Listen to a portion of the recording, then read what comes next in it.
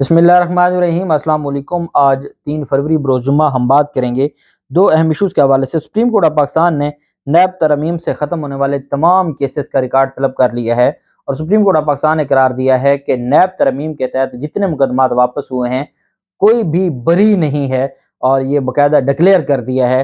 اور میرے خیال میں تو NRO2 جتنا تماشا کھڑا ہوا تھا، سپریم کورٹ آف پاکستان اب اس معاملے کو ختم کرنے کے لیے اور وائنڈ اپ کرنے کے لیے تیار ہو گئی ہے۔ اہم تفصیلات میں آپ کے ساتھ شیئر کروں گا، اور ساتھ ہم بات کریں گے کہ عمران خان نے صدر پاکستان کو ایک خط لکھا ہے، اور اس خط میں بڑی اہم چیزیں صدر پاکستان کے سامنے رکھی گئی ہیں، اس کی تفصیل بھی میں آپ کے ساتھ شیئر کروں گا۔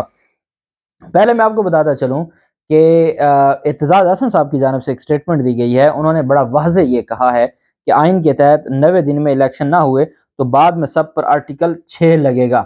سب پر کیا مراد؟ اس میں گورنر بھی ہیں اور وزرائے اعلیٰ بھی ہیں اور وزیر اعظم بھی ہیں، جو ذمہ داران ہیں ان سب کے خلاف اعتزاز احسن صاحب کہتے ہیں آرٹیکل 6 لگے گا۔ انہوں نے کہا کہ جو آئین بڑا کلیئر ہے، ماضی میں مختلف طریقوں سے الیکشن میں رکاوٹ ڈالی جاتی تھی، جس کے بعد 1973 میں الیکشن کرانے اور وقت کا باقاعدہ طریقہ دیا گیا۔ ماہر قانون نے یہ بھی کہا کہ 90 دن بعد نگران حکومت کا اختیار ختم ہو جائے گا۔ اختیار ختم ہونے پر نگران سیٹ اپ کے لوگ عہدوں پر نہیں بیٹھ سکیں گے۔ ان کا کہنا تھا کہ 90 دنوں میں انتخابات نہ ہوئے تو یہ آئین کی خلاف ورزی اور آرٹیکل 6 لگے گا۔ انہوں نے کہا، وزیر دفاع کی پٹیشن کے حوالے سے اعتزاز احسن نے کہا کہ خواجہ آصف کی پٹیشن تھی کہ نگران سیٹ اپ حکومت نہیں چلا سکتے، نگران حکومت تو صرف الیکشن کرانے آتی ہے۔ نگران حکومت سے متعلق نعمت اللہ خان کیس بھی ہے۔ اعتزاز احسن صاحب نے کہا کہ 2018 میں نگران حکومت پر کیس کیا گیا کہ ٹرانسفر پوسٹنگ بھی نہیں کر سکتے۔ سپریم کورٹ کے خواجہ آصف پٹیشن پر فیصلے کو تبدیل نہیں کیا جا سکتا۔ انہوں نے کہا کہ ضیاء الحق نے 29 مارچ 1979 میں جنیجو کی حکومت کو گرایا اور نئے الیکشن کے لیے تقریباً 5 ماہ دیے تھے۔ اعتزاز احسن صاحب کا کہنا تھا کہ بے نظیر بھٹو کی شہادت 27 دسمبر کو ہی جنوری میں الیکشن ہونے تھے۔ ان کی شہادت کے بعد ملک کے حالات خراب ہوئے، ایڈمنسٹریشن کے بحال ہونے تک الیکشن کے لیے فروری تک کا وقت دیا گیا۔ صورتحال بے نظیر بھٹو کی شہادت والی ہوئی تو تاخیر ہو سکتی ہے۔ ساتھ ماہر قانون نے یہ بھی کہا کہ آئین میں کچھ دن زیادہ کے لیے آرٹیکل 254 موجود ہے۔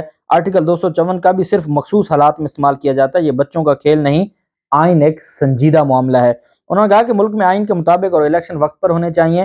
آئین کی دی گئی مدت میں الیکشن نہ ہوئے تو بعد میں سب پر آرٹیکل 6 لگے گا۔ اور یہ جو معاملہ ہے، چونکہ آج جو آنریبل لاہور ہائی کورٹ کے جسٹس جواد حسن صاحب ہیں، میں بڑا پر امید ہوں جسٹس جواد حسن صاحب سے، اگر تو یہ معاملہ پہلے کی طرح فل بینچ میں نہ گیا، جیسے ہم نے دیکھا کہ پہلی جو تاریخ ہوتی ہے اس پر ریمارکس بھی آتے ہیں، فیصلے بھی کیے جاتے ہیں، اور اگلی تاریخ پر ساتھ ہی آنریبل کورٹس یہ فرما دیتی ہیں کہ یہ معاملہ ہم فل بینچ کو بھجوا دیتے ہیں۔ یہ بہت اہم معاملہ ہے، آئینی اور قانونی پوائنٹ سے فل بینچ کو بھجوا دیتے ہیں۔ جب فل بینچ کو جاتا ہے وہ معاملہ وہاں لٹک جاتا ہے، بھلے وہ الیکشن کمیشن والا معاملہ، توشہ خانہ والا۔ جسٹس جواد حسن صاحب نے پہلی تاریخ پر بہت اچھے سماعت فرمائی، اور اس کے بعد وہ معاملہ فل بینچ میں چلا گیا۔ جسٹس عاصم حفیظ صاحب نے ایسا کیا تو وہ معاملہ فل بینچ کو چلا گیا۔ جسٹس مزمل اختر شبیر نے ایک تاریخ پر اچھا فیصلہ دیا تو اگلی تاریخ پر وہ معاملہ فل بینچ کو چلا گیا۔ تو اللہ نہ کرے ایسا کچھ ہو آج، لیکن جو ہے وہ الیکشن 90 دن کے اندر ہی ہوگا تو ہی اس کو الیکشن مانا جائے گا۔ دوسری جانب بیرسٹر شہزاد عطا الہی کو اٹارنی جنرل مقرر کر دیا ہے، اٹارنی جنرل آف پاکستان۔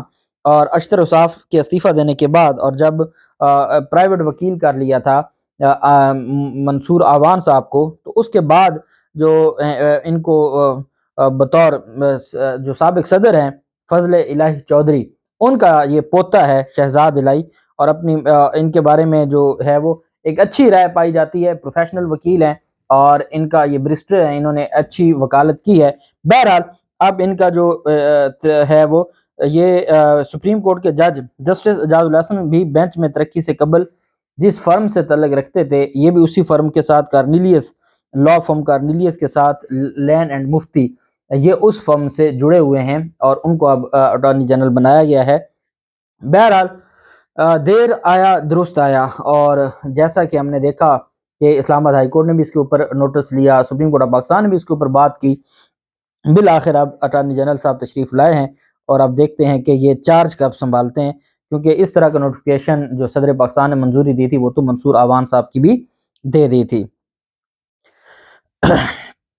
صدر پاکستان کو خط لکھا گیا ہے عمران خان کی جانب سے، اور اس خط میں جو عمران خان نے لکھا ہے، سیاست میں انٹیلیجنس ایجنسیز اور اسٹیبلشمنٹ کے کچھ حلقوں کی مداخلت کا نوٹس لینے کا مطالبہ کیا گیا ہے۔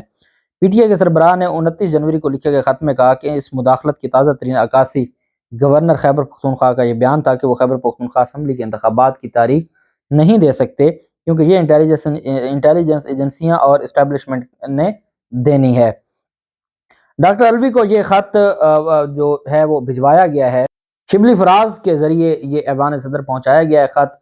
اس میں جو پاکستان تحریک انصاف کے لوگوں کی گرفتاریاں اس کے اوپر بھی کہا گیا ہے کہ ایکشن لیا جائے، جو دوران حراست تشدد کیا جا رہا ہے اس کے اوپر بھی بات کی گئی، اور بھی بہت کچھ کہا گیا ہے کہ سارے کے سارے جو معاملات ہیں آئین اور قانون کے مطابق ہونے چاہیے، اور انہوں نے کہا ہے کہ آپ اپنا جو ذمہ داری ہے وہ نبھائیں بطور جو ہیڈ آف دی اسٹیٹ اور سپریم کمانڈر ہماری جو آرمڈ فورسز ہیں، تو آپ اپنی ذمہ داری نبھائیں۔ یہ خط لکھا گیا ہے عمران خان کی جانب سے۔ عمران خان پہلے چیف جسٹس آف پاکستان کو بھی خط لکھ بیٹھے ہیں۔ ایک جو جمہوری شخص ہوگا جو آئین اور قانون کی پاسداری کرتا ہے وہ یہی کر سکتا ہے میکسیمم، اس کے علاوہ اور کچھ نہیں کر سکتا۔ اپنی جد و جہد کے علاوہ وہ جو اپنے بڑے ہیں، جو ریاست کے بڑے ہیں، ان کو ریکویسٹ کر سکتا ہے، اور باقی جو ان چیزوں کو تسلیم کر لے گا ان کے لیے بہتر ہوگا، نہیں تو پھر آئین اور قانون اور عوام پھر اپنا راستہ بنا لیتے ہیں۔ ایک دن پہلے ایک اہم سماعت ہوئی تھی سپریم کورٹ آف پاکستان میں۔ گزشتہ ماہ ایک مہینے میں لاپتہ افراد کے حوالے سے 91 مقدمات دائر کیے گئے ہیں۔ سپریم کورٹ میں یہ درخواست دائر کی گئی ہے۔ لاپتہ افراد انکوائری کمیشن نے پیش رفت report supreme court of Pakistan میں جمع کروائی۔ رپورٹ میں کہا گیا کہ 31 جنوری تک دائر اور نمٹائے گئے مقدمات کی تفصیلات شامل ہے۔ رپورٹ کے مطابق گزشتہ ماہ میں لاپتہ افراد کے حوالے سے 91 مقدمات دائر ہوئے۔ 31 جنوری تک 9294 مقدمات دائر کیے گئے۔ لاپتہ افراد کمیشن کے پاس 2256 مقدمات زیر التواء ہیں۔ گزشتہ ماہ 37 مقدمات نمٹائے گئے۔ جنوری کے دوران 27 لاپتہ افراد کو ٹریس کیا گیا۔ گزشتہ ماہ 24 لاپتہ افراد کو بایاب کروایا گیا۔ 3 افراد مختلف مقدمات کی وجہ سے جیلوں میں ہیں۔ 10 مقدمات لاپتہ افراد سے متعلق نہ ہونے پر نمٹائے گئے ہیں۔ جنوری کے دوران مقدمات میں 77 مقدمات بلوچستان سے ہیں، اور باقی ٹوٹل 92 ہیں، جس میں سے 77 مقدمات بلوچستان سے ہیں۔ یہ سپریم کورٹ آف پاکستان میں ایک رپورٹ جمع کروائی گئی ہے، اور اس کا مقصد کیا ہے کہ جو کمیشن بنایا گیا تھا اس کمیشن نے اپنی جو پیش رفت رپورٹ ہے وہ جمع کروا دی ہے۔ جبکہ اسی طرح کا ایک اور کیس تھا جس پر کل اسلام آباد ہائی کورٹ میں سماعت ہوئی تھی، اور چیف جسٹس عامر فاروق صاحب نے بڑے سخت لہجے میں یہ سوال پوچھا کہ بتایا جائے لاپتہ افراد زندہ ہیں یا مر گئے ہیں یا ہوا میں تحلیل ہو گئے ہیں، کچھ تو بتائیں۔ عدالت وزارت دفاع پر برہم ہوئی تھی، اور لاپتہ افراد ISI اور MI کے پاس نہیں ہیں، جس پر چیف جسٹس اسلام آباد ہائی کورٹ برہم ہو گئے اور ریمارکس دیے کہ یہ تو پتہ چلے کہ لاپتہ افراد زندہ ہیں یا مر گئے ہیں یا ہوا میں تحلیل ہو گئے ہیں۔ اگر ISI اور MI کے پاس نہیں ہے تو پھر کس کے پاس ہیں، کدھر گئے ہیں؟ کیا ریاست کی ذمہ داری نہیں بنتی؟ اسلام آباد ہائی کورٹ میں شہری مدثر نارو کیس، یہ وہ کیس ہے جس میں شہباز شریف کو بھی بلایا گیا تھا۔ مدثر نارو کیس میں اور باقی جو لاپتہ افراد کی بایابی سے متعلق کیس پر سماعت ہوئی۔ چیف جسٹس عامر فاروق اور میاں گل حسن اورنگزیب نے سماعت کی، اور لاپتہ مدثر نارو کا بیٹا اپنی دادی کے ہمراہ عدالت میں پیش ہوا، جبکہ لاپتہ افراد کے وکلاء ایمان مزاری، عمر گیلانی اور کرنل ریٹائرڈ انعام الرحیم وزارت دفاع کے نمائندے، پولیس حکام، ایڈیشنل اٹارنی جنرل منور اقبال دوگل بھی پیش ہوئے۔ عدالت نے کہا کہ ایڈیشنل اٹارنی جنرل نے کہا کہ کابینہ نے 30 مئی 2022 کو عدالتی حکم پر لاپتہ افراد سے متعلق کمیٹی تشکیل دی ہے۔ کمیٹی کے اب تک 8 اجلاس ہو چکے ہیں اور 60% کام ہو چکا ہے۔ جسٹس میاں گل حسن نے پوچھا ابھی تک ہوا کیا ہے؟ آپ کو پتہ ہے کام نہ کرنا ہو تو اس پر کمیٹی بنا دی جاتی ہے، آپ نے اپیل کیوں کی؟ لاپتہ افراد کدھر ہیں وہ بتائیں۔ چیف جسٹس نے کہا کہ 7 ماہ پہلے کی سماعت پر بھی اٹارنی جنرل آفس سے کوئی نہیں آیا۔ دوگل صاحب آپ کو کہہ رہے ہیں کمیٹی نہ کھیلیں، آپ جو عدالتی احکامات ہیں ان پر عمل درآمد کروائیں۔ جسٹس میاں گل حسن اورنگزیب نے کہا کہ لاپتہ افراد کی کیسز سے متعلق ریاست مشینری ناکام رہی ہے۔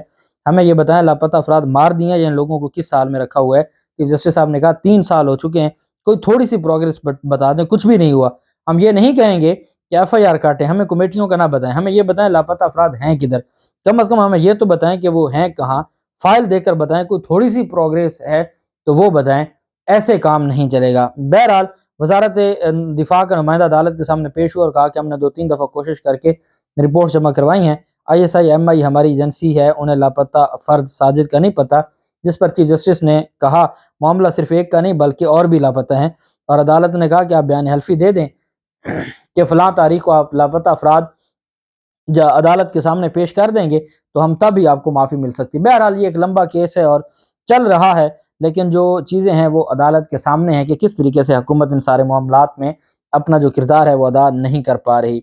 सुप्रीम कोर्ट ऑफ पाकिस्तान ने नैब कवानीन में तरमीम के नतीजे में अब तक इन पिछले 6-7 माह में एहतसाब अदालतों से ख़त्म होने वाले तमाम केसेस का रिकॉर्ड तलब कर लिया है। चीफ जस्टिस उमर अता बंदयाल साहब की सरबराही में एक केस पर समाअत हुई। करप्शन से मुतल्लिक एक केस में मुलज़म की ज़मानत मनसूखी की नैब की दरख्वास्त पर सुप्रीम कोर्ट में समाअत के दौरान अदालत ने करार दिया कि नैब तरमीम के बाद कौन कौन से मुकदमात हैं मुतलका फोरम पर भेजे गए हैं, इसका रिकॉर्ड पेश किया जाए। दौरान समाअत जारी मुकदमे से मुतल्लिक नैब ने बयान दिया कि कोयटा का करप्शन केस नैब दायर इख्तियार से निकल गया है, दरख्वास्त गैर मुअस्सर हो चुकी है।